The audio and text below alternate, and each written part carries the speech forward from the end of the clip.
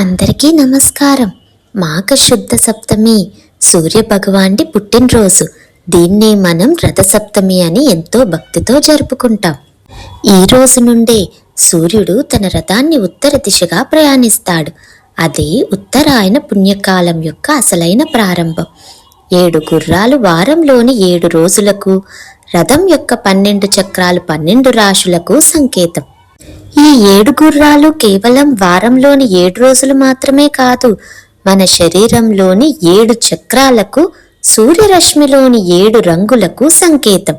సూర్యకిరణాలు మనపై పడినప్పుడు మనలో కొత్త శక్తిని, ఉత్తేజాన్ని నింపుతాయి.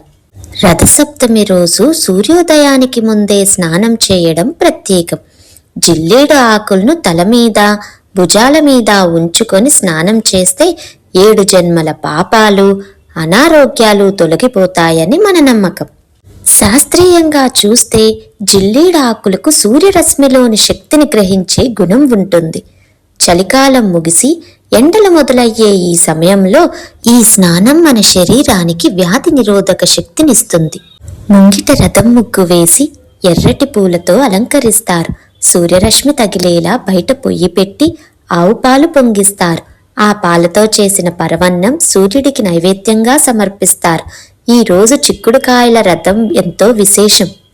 రథసప్తమి అంటే కేవలం పూజ మాత్రమే కాదు, దాన ధర్మాలకు కూడా గొప్ప సమయం. ఈ రోజున చేసే దానం అక్షయమైన ఫలితాన్నిస్తుందని పెద్దలు చెబుతారు. అందరితో కలిసి ఆనందంగా జరుపుకోవడమే ఈ పండగ అసలైన ఉద్దేశం.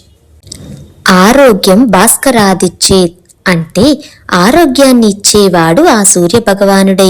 ఈ రథసప్తమి నాడు ఆదిత్య హృదయం పట్టిస్తే సకల విజయాలు సిద్ధిస్తాయి.